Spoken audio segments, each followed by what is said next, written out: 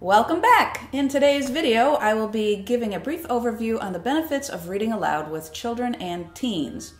Of course, there is a plethora, a multitude, a superfluity of reasons why it's a good idea, and today I'm just going to look at a smattering, a smidgen, a soupçon of those ideas. And to do that, I'm going to use 5 categories: who, what, where, when, and why. And I'll keep track of the time by using this handy clock, making sure that each section comes in under 1 minute or 1 hour cartoon clock time, which not only allows us efficiency of time, but also product placement, featuring this fine Usborne title, Telling the Time by Heather Amory, featuring our favorite farm family from Apple Tree Farm. So let's get started. Who? So who's reading together? Obviously, if you're reading with a child, what's really important is not only the book that you're reading, and it's important to choose books that the children enjoy, but really, who's reading together? This is a time to build a relationship. This is a time when you are sharing not only the story, but you're sharing time together. You may be actually sharing a lap.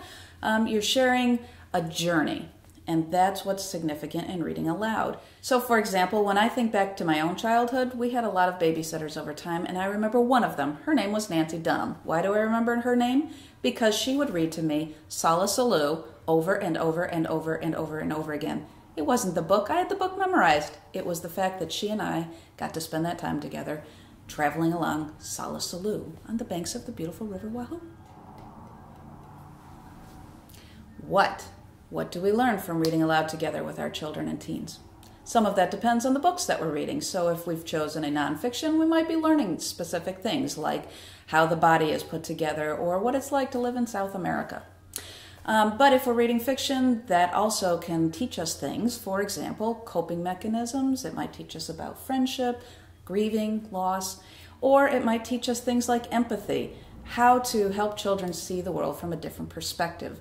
If you're reading a story, for example, you might pause and say, what would you do if you were Thomas? Allow the children to put themselves into the story and to share from that perspective.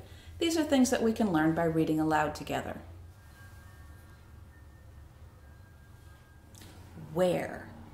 When you read aloud together, you are taking a journey. So as you and your children, your youth, are spending time together in a book, you have entered that imaginary world, and together you are creating memories there. So when my children were little, we didn't get to travel a lot, but we read together all the time. And so we have spent time and we have these memories of being together in Narnia, in the 100-acre woods, in the Apple Tree Farm. And these are just as real and as meaningful as any trip that we took together because, again, we share those memories, and that's what's important. We have built our relationship around the worlds of our imagination through reading aloud together. When? Whether you are a teacher at school or the parent at home or maybe the babysitter, having a regularly scheduled time when you can read aloud together is actually a very important part of human development. It allows a child to know that the world is a place that they can trust, that there are certain things they can count on, and that those will happen for them. And so, whether it's during the day before nap time or maybe in the evening right after supper, just having a time that is set aside where a child can come into a space, they can rest, they can relax, and they can be part of a world that's shared with you for those few moments. What a gift that is. Why? Why? Jazz hands, why? Why read aloud to your children and your teens? Why? Because the more you read aloud with them, the more likely they are to want to read, and the more likely they are to be good readers.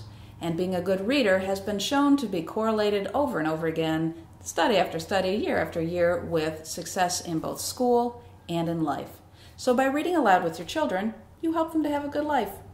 So really the question is, why not read aloud? Okay. We're on schedule. So this leaves us with just enough time for clue number 2 to our video contest.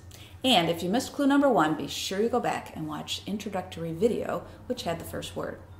Okay, word number 2 is inside. Inside. Remember that till next time. See you then. Bye.